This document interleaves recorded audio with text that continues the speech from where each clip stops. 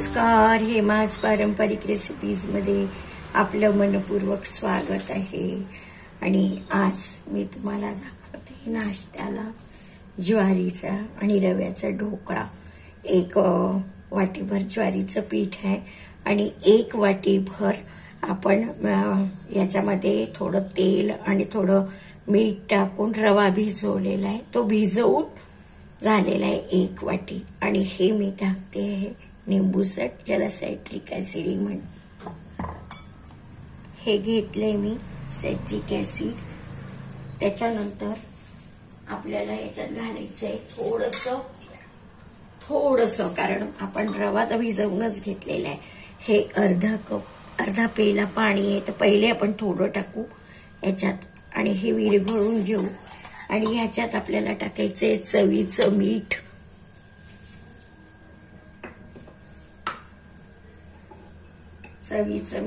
अर्धा चमचा टाकते मी। हे थोडं बेसन मी जे घेतलंय 1 चमचा, आणि हे जे पीठ घेतलेलं आहे ह्याच्यासाठी ते अर्धा चमचा मीठ टाकलंय। रव्यामध्ये मी आधीच मीठ टाकलंय म्हणून आता मी याच्यामध्ये टाकलंय मीठ आणि निंबूसट। आणि आता मी इथे 3 चमचे तेल टाकते आहे। आणि आता आपल्याला घालायची साखर, थोडी म्हणजे जाळी पडायला साखरेने मदत होत असते, तुम्हाला माहितीच असेल। तर साखर आपल्याला टाकावी लागेल। साधारणपणे आपण घालूया पाऊण चमचा साखर।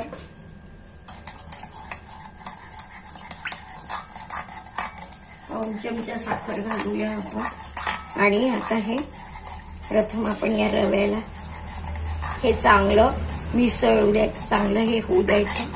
एकजीव झालं, हे विरघळलं पाण्यात की दाखवते मग मी तुम्हाला पुढचं।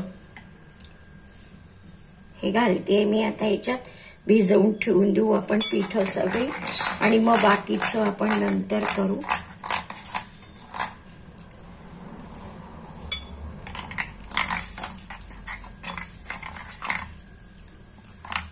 आता हे उरलेलं जे पाणी आहे हे आपल्याला घालून द्यायचं आहे। अर्धा पेला या पेल्याने पाणी घेतलंय आपण। आणि आता हे थोडंसं एकजीव होऊ द्यायचं आहे। तर आपण हे याला झाकून ठेवूया आणि एक 10 मिनिटांनी 15 मिनिटांनी किंवा ते थोडंसं मधून चेक करते ते व्यवस्थित झालं, थोडं फुगलेलं दिसलं की मग त्याच्यात खायचा सोडा टाकायचा आहे आपल्याला अर्धा चमचा। आणि मग आपण त्याला या सध्या मी हे झाकून ठेवते आहे आणि थोडं आपण थांबूया, मग दाखवते पुढचं। आता हे सगळं तयार झालेलं आहे। याच्यात मी थोडं पालक, थोडं टमाटे, गाजर अंदाजाने टाकलेलं आहे। याच्यामध्ये मी बनवत आहे ज्वारीचा आणि रव्याचा ढोकळा। आणि थोडं 1 चमचा बेसन घातले याच्यामध्ये।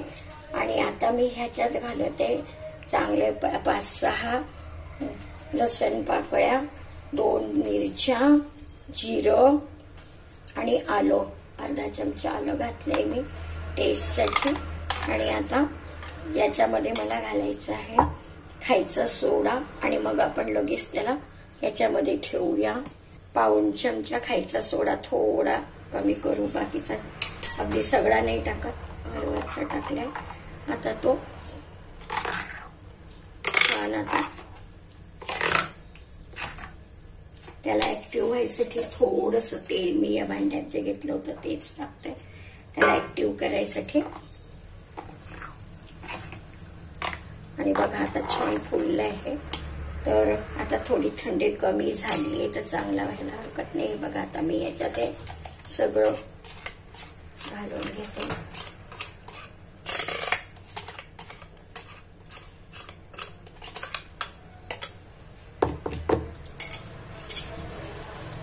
आणि याला मी हे टॅप करून आता तुम्हाला दाखवते या भांड्यामध्ये। या भांड्यामध्ये मी त्याला ठेवते आहे आणि वरतून एक झाकण पक्का ठेवून देते। आणि त्याच्यावर काही जड आपल्याला वस्तू ठेवावं लागेल, ती जड वस्तू ठेवून देते। आणि आता आपण याला अर्ध्या तासाने बघूया हे बघा, आता हा ढोकळा आपला झालेला आहे आणि आता आपण नुसती फोडणी घालायची तेलाची दाखवते. जिरं मोहरी घालते आहे,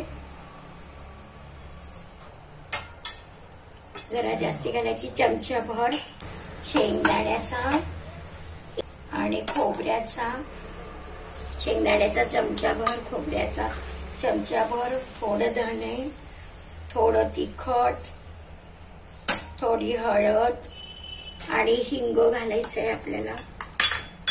इथे हिंग घालायचं आहे.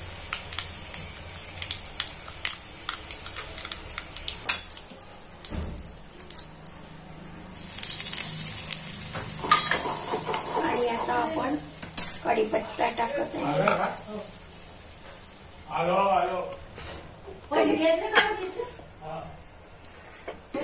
कढीपत्ता टाकत आहे आपण त्याच्यावर. आणि आता हे याच्यावर मी घालत आहे. याला वेगळी चटणी द्यायची गरज नाही.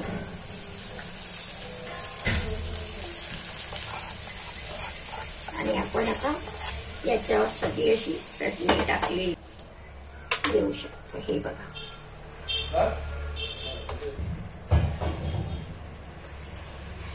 असा तुम्ही कोणी आलो गेलं त्याला वेळेवर हा करू शकता.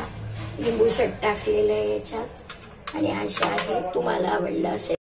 बघा किती छान झालेलं आहे. आशा आहे तुम्हाला आवडलं असेल आणि तुम्ही नक्की नक्की करा. कोणी चटकन आलं करायला, कधी सकाळी काही वेगळं खावंसं वाटलं तर तुम्ही असा ज्वारीच्या पिठाचा ढोकळा, ज्वारीचा आणि रव्याचा समाप्रमाणे घ्यायचा आणि एखादा चमचा बेसन टाकायचं. अशा तुम्हाला आवडलं असेल. धन्यवाद.